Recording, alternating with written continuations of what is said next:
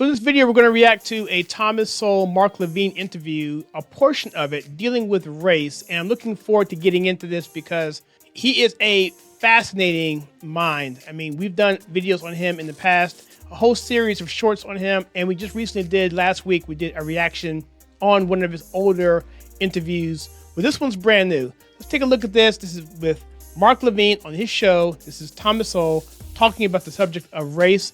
Let's get into it. Why do they only focus on race on the left? I guess it's because that's proven to be a politically popular thing to do. But in point of fact, one of the things that's mentioned in the book is a study that was done by the New York Times, of all people, some years ago, where they tried to show the 10 poorest counties in the United States. And they mentioned which ones they were and so on. It turns out that 6 of those 10 counties had a population that was from 90% to 100% white. Now, in the New York Times, they didn't mention the race of the people, but once they told me the counties, I looked it up. And in fact, I followed the average income in those 6 counties over a span of 50 years. And in all those 50 years, all 6 of those counties had a median income lower than the median income of Black Americans. Now, and so the people in those counties faced zero racism because they were white and indistinguishable from all other whites. They didn't have a legacy of slavery, and yet there they were. You have to ask then, clearly there must be other things that cause poverty. So here's the thing. I mean, it's a really good point here. He's talking about a baseline, or if you're doing a scientific experiment, it's what you would call a control. In this case, you have a white community that's below the poverty level, below blacks at least, and there's obviously no racism involved. So Thomas Sowell, just going through a level of logic and reason and common sense, realizes, hey, race isn't the end all be all. This is coming from his new book called Social Justice Fallacies. And so he's bringing that point out, and it's so common sense. You wonder why intellectuals, liberals, get away with the nonsense that they get away with. You can't just assume that because people of a given race have more poverty than some other people, that race must be the reason. But this has become the automatic kind of thing, and I think most people would be quite surprised. One of the things that happens is that behavior matters, and you see that in so many different ways.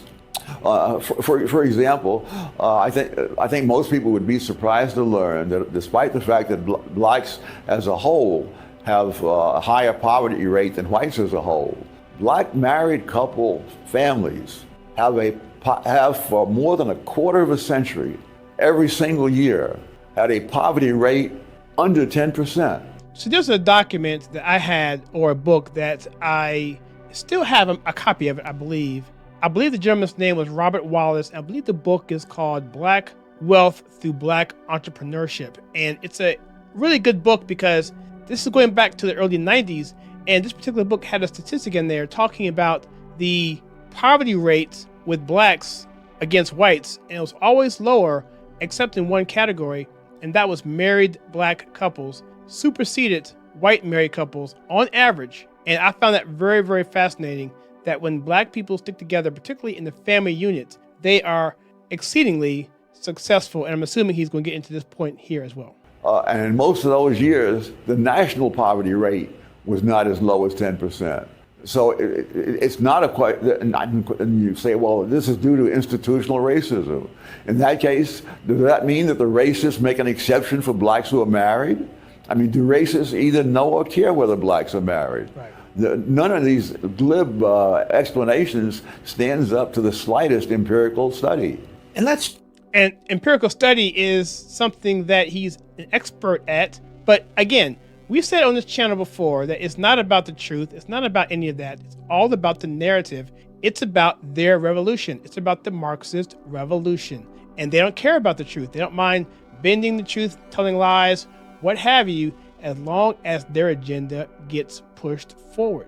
Talk about this when it comes to minorities. generally.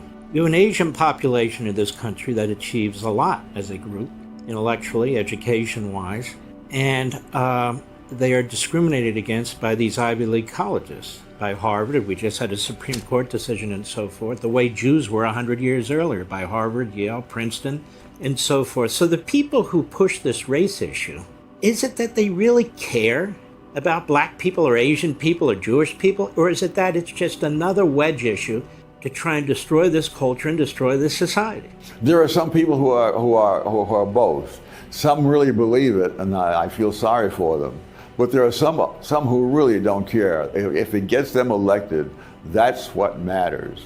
I think here people like your AOCs would be the former there. They actually believe it. They're just not smart enough to really understand. And so they are true believers. And then they're the ones, like most of the swamp and the politicians have been in there forever. Your Maxine Waters, those kind of people, they know what it is. And like he's saying here, they'll do whatever they can do to get reelected and maintain their power. And this is one of the tragedies of trying to politicize race. There are so many fallacies that it's hard to even know which one to take up. But for example, the great narrative is that blacks rose from poverty, got into professional occupations as a result of the 1960s social welfare programs, and that this has been a big benefit. One of the problems with this way of looking at things is that everything depends on when you pick as the start of this trend. If you go back to 1940, that is 20 years before these wonderful things are supposed to have happened in the 1960s, and you discover that the degree to which blacks were in poverty declined from 87% in 1940 to 47% in 1960. So it went down by 40 points in those 20 years. Now you look at the 20 years following. That's really interesting. So in the 40s, it went down, poverty rate. And then you bring in Lyndon Baines Johnson, the war on poverty, it goes up. So whenever you have government intervention, it goes up or down in terms of it being worse, whatever you're looking at in terms of statistics. We did a video a few years back with Kingface. He did a debate with a guy named Jabari. I'll leave a link to that video here below. It's really good, but there's one point in there where Kingface was saying essentially, hey, how is it that black people during a time when Jim Crow was in place, poll taxes were in place, you had things like all kinds of discrimination going across the board, segregation, and yet black people were doing better economically and also socially from that perspective. But you fast forward to today where those things are no longer here. The laws are now in the books where Jim Crow is gone, segregation is no longer there. It's obviously a less racist society than it was back in the 50s, 60s, and before. So why is it that they can do better then with more racism, but blacks can't do at least the same now with less? Good question. In 1960, they went down 18 points. And so the trend did not begin in the 1960s. The trend was there before then. And the trend did not even accelerate after 1960. Many people think that it would all began with the Civil Rights Act of 1964. Well, that was a fine act to get rid of the segregation laws in the South. But the cold fact is that the percentage of blacks who had professional occupations doubled from 1954 to 1964. That is in the decade ending at the time that the Civil Rights Act of 1964 was passed. That's incredible. It doubled in that time period. That's incredible. I did not know that. If you look at the things that are negative, like, for example, black children being raised in single-parent households. In 1940, just under 17% of black kids were raised in one-parent families.